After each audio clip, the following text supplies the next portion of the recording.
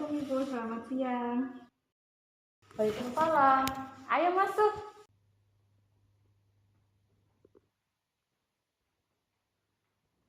Ayo silakan duduk.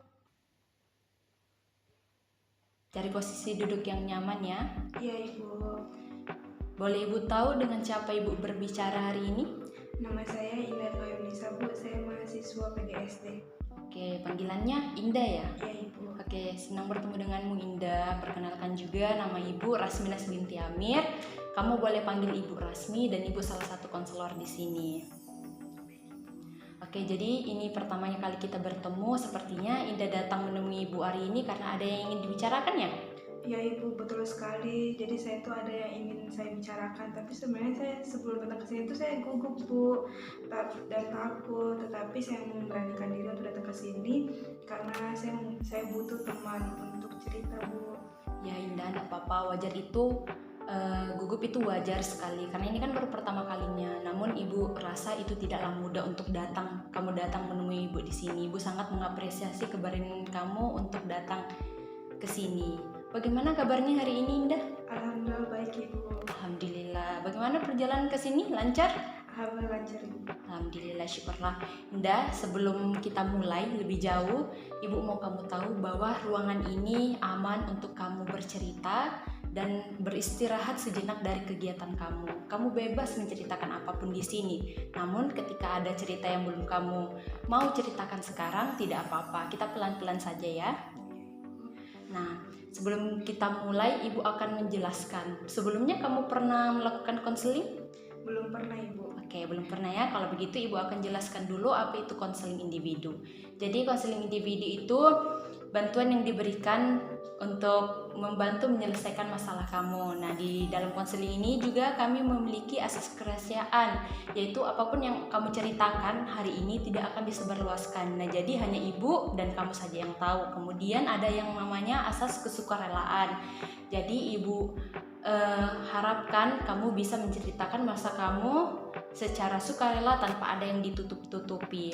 Nah, kemudian proses konseling kita hari ini dibatasi oleh waktu sekitar 50 menit. Apabila proses konseling hari ini tidak selesai dan kita belum menemukan jalan keluarnya, kita bisa menjadwalkan ulang kembali pertemuan ini. Setuju? Apakah kamu paham? Setuju Ibu, saya paham. Oke, baik. Oke, kalau begitu boleh kamu ceritakan apa yang akhirnya membuat kamu memutuskan datang untuk menemui Ibu?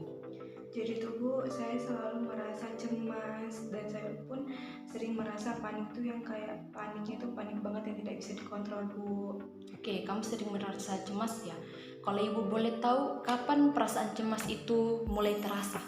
Sebenarnya dari dulu Bu, tapi puncaknya itu tuh pada saat saya SMA. Jadi waktu SMA itu saya sering dibully sama teman-teman yang sehingga tuh buat saya tuh tidak pede buat ketemu sama orang atau sekedar untuk berbicara saya tidak pede Ibu.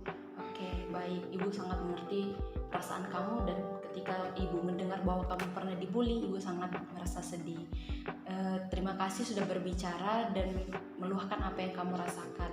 Kalau Ibu boleh tahu dari pengalaman itu, apa yang paling menyakitkan menurut kamu? Yang paling menyakitkan, saya merasa bahwa saya sangat tidak berharga jadi orang, saya tidak pernah dihargai. Saya merasa bahwa sepertinya saya benar-benar bodoh dan jelek sehingga saya itu tidak pantas buat punya teman. Oke, baik, Ibu mengerti perasaan kamu. Nah, jadi dari situ muncullah perasaan tidak berharga ya. Lalu sekarang di perkuliahan, apakah ada pemicu yang membuat kamu tambah merasa gagal atau cemas akhir-akhir ini? Sering banget Bu, kan saya sering kerja kelompok. Nah di kerja kelompok itu saya bingung kayak gimana ya caranya saya mau bicara ke teman kelompok atau ngasih saran ataupun ide. Nah pada saat saya pun ujian itu saya selalu mikir kayak kalau saya gagal nanti gimana ya, kalau nanti nilai nggak sempurna gimana ya, takut nanti ibu saya marah. Oke, dari pernyataan kamu sepertinya Ibu mendengar ada tekanan akademik dari orang tua kamu ya? Iya Ibu. Oke, jadi selain tekanan akademik dan perasaan cemas, apakah kamu sering menyendiri ataupun menghindari keramaian? Saya sering banget sendiri Bu, dan saya merasa malah lebih nyaman sendiri ketimbang ketemu sama orang lain. Tapi saya juga pengen Bu, kayak pengen punya teman gitu Bu. Oke, baik. Perasaan cemas ya. Ketika perasaan cemas itu muncul, kira-kira pikiran apa yang pertama kali muncul di benak kamu? Yang selalu muncul di benak saya itu, saya berpikir bahwa sepertinya saya akan gagal, bahwa saya tidak akan bisa memenuhi ekspektasi orang tua saya. Oke, baik. Baik Indah, Ibu sangat mengerti perasaan kamu. Kamu sudah kuat melalui semua ini. Terima kasih sudah berbicara jujur. Melihat dari pernyataan kamu tadi, Ibu bisa menangkap bahwa kamu memiliki kecemasan yang cukup berat. Itu ditandai dari pengalaman masa lalu yang tidak mengenakan, tekanan akademik dari orang tua, dan pikiran negatif tentang diri kamu sendiri. Nah, tapi kabar baiknya di sini kita bisa mengatasinya bersama-sama. Nah, untuk di sesi berikutnya kita bisa mengubah pikiran-pikiran negatif itu menjadi lebih positif. Bagaimana? Apakah kamu mau coba untuk mengubah pikiran-pikiran negatif itu ke sesi selanjutnya? Mau Bu, saya mau. Oke, baik. Oke, selanjutnya kita akan mengubah pikiran-pikiran negatif kamu seperti takut gagal, takut tidak disukai oleh teman-teman, atau bahkan takut ditertawahi oleh teman-teman. Nah, kita mengubah pikiran-pikiran negatif kamu itu menjadi lebih positif menggunakan teknik restrukturisasi kognitif. Jadi, teknik itu intinya mengubah pikiran negatif kamu nih menjadi lebih positif dan lebih realistis. Bagaimana, kamu mau coba? Mau ya Bu. Oke, baik. Oke, jadi pertama kita akan lihat dulu pikiran kamu yang pertama, yaitu perasaan takut gagal. Apakah kamu pernah memiliki bukti bahwa kamu memang pernah mengalami gagal? Sebenarnya saya belum pernah sih Bu. Tapi malahan saya pernah maju ke depan kelas tuh untuk mengucapkan puisi. Tapi setelah saya mengucapkan puisi, teman-teman itu semuanya pada bertepuk tangan gitu. Oke, nah berarti itu hanya pikiran kamu saja kan? Buktinya kamu maju walaupun memiliki rasa gugup dan takut, tapi akhirnya berhasil kan dan mendapatkan tepuk tangan dari teman-teman kamu. Nah, kita coba sebaliknya, kita lihat sebaliknya. Walaupun kamu pernah merasa grogi dan takut, tapi akhirnya kamu berhasil kan? Nah, bagaimana menurutmu? Apakah itu benar 100% terjadi ataukah hanya pikiran kamu saja? Tidak 100% terjadi Bu, itu hanya pikiran saya. Nah, hebat. Kamu mulai menyadari bahwa itu hanya pikiran dan perasaan kamu saja, tidak benar-benar terjadi. Nah, ketika kamu sudah paham, kita melanjut ke pikiran kedua, bahwa teman kamu akan menertawai kamu ketika maju. Apakah benar teman-teman kamu menertawai kamu ketika kamu maju? Sebenarnya tidak semua sih Bu, hanya satu ataupun dua orang yang mendukung. Oke, bagus. Berarti memang itu hanya perasaan kamu, 1-2 orang. Apakah kamu yakin bahwa semua teman-teman kamu akan menertawai kamu ketika kamu maju? Nah, tidak kan? Nah, itu dibuktikan bahwa itu hanya pikiran kamu saja, tidak benar-benar apa yang terjadi. Jadi sebelum kamu maju presentasi, itu hanya pikiran-pikiran otomatis kamu yang menghakimi atau menjudge diri kamu bahwa kamu tidak mampu. Tapi kenyataannya kamu mampu, walaupun kamu grogi, akhirnya kamu mampu. Nah, jadi di situ pikiran-pikiran negatif inilah yang mempengaruhi sikap kamu. Akhirnya kamu menciut dan akhirnya tidak berani untuk mencoba. Oke, begitu ya Indah. Kemudian yang kedua, Ibu akan mengajarkan kamu teknik relaksasi pernapasan. Nah, ketika kamu mengalami cemas ataupun takut, kamu bisa menggunakan teknik ini. Nah, jadi teknik relaksasi pernapasan diafragma ini polanya ada 4-4-6. Tarik napas 4 detik, tahan 4 detik, dan hembuskan lewat hidung 6 detik. Bagaimana, kamu mau kita coba dulu? Mau Ibu. Oke, kita praktekkan ya. Kita tarik napas 4 detik, 1, 2, 3, tarik napas 1, 2, 3, 4, tahan 4 detik, 1, 2, 3, 4, hembuskan pelan-pelan 6 detik, 1, 2, 3, 4. Kita ulangi lagi. Hembuskan. Bagaimana perasaan kamu ketika melakukan teknik pernapasan ini? Saya lebih tenang Ibu. Nah, lebih tenang ya. Nah, jadi Ibu harap ketika kamu merasakan cemas, kamu bisa menerapkan teknik pernapasan ini dengan pola 4-4-6. Nah, Ibu mau juga kamu ulangi 3-5 kali setiap hari ketika kamu merasa cemas. Oke? Oke Ibu, terima kasih. Oke, nah kita kan sudah melakukan teknik pernapasan. Nah, jadi ketika kamu panik saat maju di depan kelas dan cemas, kamu bisa menggunakan teknik itu. Kemudian ibu ingin kamu mencatat pikiran-pikiran negatif itu di touch record atau jurnal harian atau di catatan. Nah, ketika kamu memiliki perasaan pikiran otomatis seperti perasaan takut gagal, takut ditertawakan, ataupun takut tidak disukai oleh teman-teman, kamu bisa mencatat di touch record atau di jurnal harian. Nah, di jurnal tersebut kamu bisa menulis situasi, pikiran otomatis, bukti menentang, bukti mendukung, dan pikiran rasional. Jadi kita ibu contohkan ya. Jadi misal nih di situasi di dalam buku tersebut kamu membuat tabel-tabel. Nah, di tabel pertama yaitu situasi. Situasinya itu misal saat mau presentasi, kan situasinya saat mau presentasi. Pikiran otomatis pasti muncul, pasti aku gagal, atau pasti teman-teman akan menertawai aku ketika aku maju ataupun salah pengucapan di depan. Nah, kamu tulis di situ pikiran otomatis kamu yang negatif, misal aku gagal. Kemudian bukti menentang seperti walaupun aku gugup tapi aku bisa, atau walaupun aku gugup aku bisa melalui ini. Nah, bukti menentang, walaupun aku gugup tetapi berhasil. Nah, kemudian pikiran rasionalnya itu yang dari negatif kita ubah menjadi lebih positif. Misal, walaupun aku gugup tapi aku berhasil. Nah, gitu ya. Jadi awalnya pikiran negatif dibuktikan sama hal-hal yang kamu lakukan, kemudian akhirnya pikiran negatif itu menjadi lebih positif. Seperti itu ya. Apakah menurut kamu bagaimana perasaan gagal? Apakah benar-benar terjadi di dalam dirimu? Tidak, Ibu. Nah, itu tidak seperti itu kan. Nah, jadi di sini Ibu mau kamu mencatat touch record kamu, membuat touch record kamu dengan mencatat pikiran-pikiran negatif. Intinya Indah, di dalam buku itu kita mengubah pikiran negatif ini menjadi lebih positif ya. Begitu ya. Jadi apakah kamu sudah paham dengan tugas yang akan Ibu berikan? Sudah, Ibu. Oke, sudah. Nah, jadi tugas rumah yang akan Ibu berikan adalah kamu mencatat setiap pikiran-pikiran negatif itu di jurnal harian.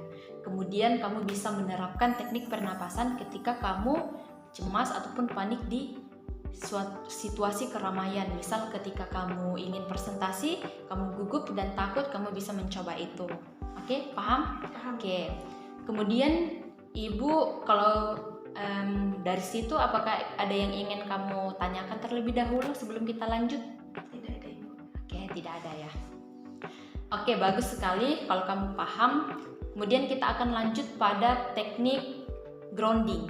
Nah, teknik grounding itu polanya yaitu 5, 4, 3, 2, 1. Nah, jadi intinya teknik grounding ini mengalihkan perasaan cemas kamu ke situasi sekarang dan nyata. Misalkan ketika kamu memiliki pikiran yang negatif, itu kan kamu kayak berhayal-hayal ya. Misal nanti kalau aku maju presentasi, aku salah ucap akan ditertawi oleh teman-temanku. Nah, itu kan kamu berada di situasi khayalan ya. Nah, jadi tujuan kita melakukan grounding ini agar kamu hadir saat ini dan sadar bahwa kamu tidak di posisi itu, kamu di posisi sekarang dan saat ini. Nah, jadi polanya itu kan ada 5, 4, 3, 2, 1. Nah, 5 ini sebutkan 5 hal yang kamu lihat. Misal, lihat kursi, meja, ibu, langsir, gorden atau begitu ya. Sebutkan 5. Kemudian 4 hal yang kamu dengar, 3 hal yang kamu sentuh, 2 hal yang kamu cium, 1 hal yang kamu kecap. Oke, paham? Boleh kita coba 5 hal yang kamu lihat. Sebutkan. Yang saya lihat yang pertama ada AC, papan tulis, kursi, colokan, dan buku resmi. Oke, bagus sekali. Nah, jadi itu ya, kamu bisa menerapkan ketika kamu berada di situasi yang berhayal, kamu bisa menerapkan teknik grounding ini untuk hadir dan terbebas dari pikiran-pikiran otomatis. Oke, selanjutnya Ibu akan mengajarkan juga kamu teknik positive self-talk. Nah, artinya itu teknik yang berbicara pada diri sendiri dengan kalimat-kalimat afirmasi. Nah, misalnya sebelum maju presentasi harus yakinkan diri kita untuk berbicara pada diri sendiri. Aku pasti bisa, walaupun aku gugup, aku pasti bisa melalui ini. Seperti itu, Indah. Gitu. Oke, itu dia ya teknik self talk. Jadi kamu membuat kalimat-kalimat yang positif seperti kalimat afirmasi untuk diri kamu, agar perasaan takut gagal itu kamu ubah menjadi aku pasti bisa. Nah, seperti itu. Kalau ibu boleh tahu atau dengar, coba kamu membuat kalimat positif kamu sendiri untuk diri kamu sendiri. Walau saya gugup, tapi saya tetap bisa melaluinya. Nah, bagus. Nah, itu kamu bisa menggunakan setiap kali kamu gugup ataupun saat mau menghadapi ujian ataupun presentasi. Kamu bisa menerapkan itu. Oke, Indah, Ibu akan merangkumkan kamu terlebih dahulu tugas rumah yang akan kamu kerjakan. Yang pertama ada teknik relaksasi pernapasan. Nah, ketika kamu merasa cemas atau panik, kamu bisa menggunakan itu. Kemudian touch record, kamu bisa mencatat di jurnal harian pikiran-pikiran negatif kamu. Yang ketiga ada grounding. Nah, jadi ketika kamu sudah mulai masuk ke pikiran negatif kamu menerapkan teknik grounding ini agar kamu hadir saat ini dan sekarang. Kemudian yang terakhir positive self talk. Kamu bisa menerapkannya sebelum tidur ataupun setelah bangun tidur. Nah, jadi ini tugas rumah yang akan kamu kerjakan dalam 1 minggu ke depan. Mungkin cukup sesi presentasi kita pada hari ini. Ibu mau kamu menggunakan, dan sesi selanjutnya kita akan refleksi secara mendalam apakah berhasil atau tidak. Nah, terima kasih Indah, mungkin cukup waktunya sampai sini. Ada yang ingin kamu tanyakan sebelum kita mengakhiri? Tidak ada, Ibu. Oke, tidak ada ya. Jadi Ibu harap kamu bisa menerapkan tugas-tugas yang Ibu berikan di rumah. Terima kasih Indah.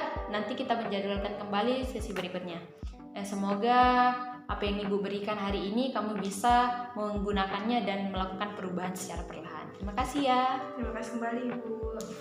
1 minggu kemudian. Halo Indah, akhirnya kita bertemu lagi ya. Iya, Ibu. Oke, kamu sudah melakukan beberapa teknik yang Ibu berikan. Bagaimana perasaanmu setelah melakukan teknik yang Ibu berikan?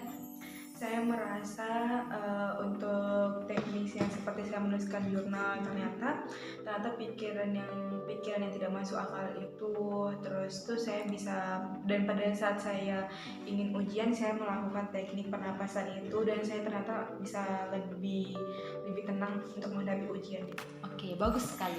Berarti kamu sudah ada perubahan yang sangat besar dari melakukan teknik itu.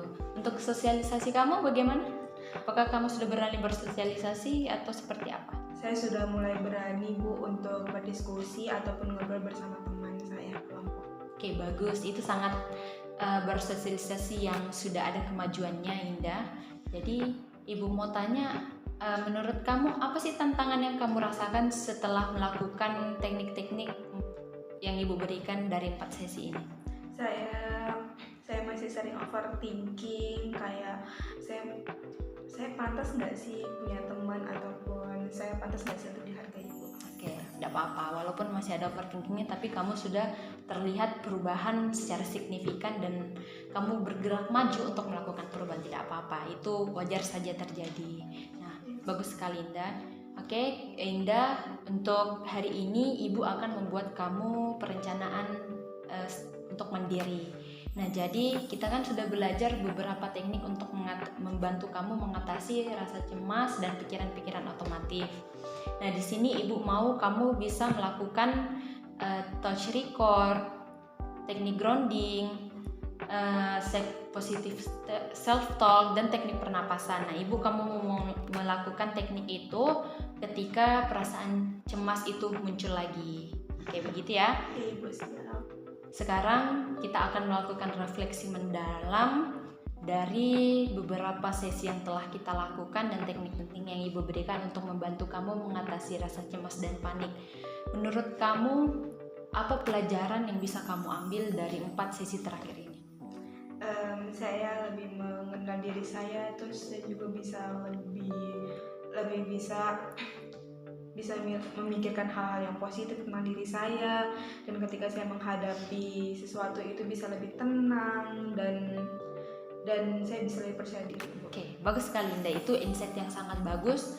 Kamu menunjukkan bahwa kamu sudah berkembang untuk melakukan perubahan. Apa perasaanmu setelah sesi konseling ini akan berakhir? Saya Saya sangat senang karena saya akhirnya bisa menemukan solusi untuk kecemasan saya dan ketakutan saya ini. Tetapi ya saya sedih karena konselnya udah mau berakhir, Ibu. Ya tidak apa-apa Indah. Kamu yang akhirnya kan kamu menunjukkan perubahan, bahwa perubahan itu milik kamu selamanya. Kamu bisa melakukan perubahan kapanpun ketika kamu memang ada niat untuk melakukan perubahan. Oke Indah, terima kasih sudah percaya sama Ibu karena mau berbagi cerita, mau mencari jalan keluarnya sama-sama. Kamu harus ingat Indah bahwa ketika kamu membutuhkan bantuan, Ibu ada di sini, stay di sini untuk membantu kamu. Jadi ketika kamu ingin bantuan, kamu bisa datang sewaktu-waktu kepada Ibu. Terima kasih sudah percaya pada Ibu ya. Oke, baik Indah, sesi konseling kita sudah berakhir. Terima kasih ya Indah, tetap semangat. Ya Ibu, terima kasih banyak ya Ibu Rasmina sudah membantu saya untuk menemukan solusinya. Oke, sama-sama. Hati-hati di jalan ya. Ya Ibu, terima kasih Ibu. Oke.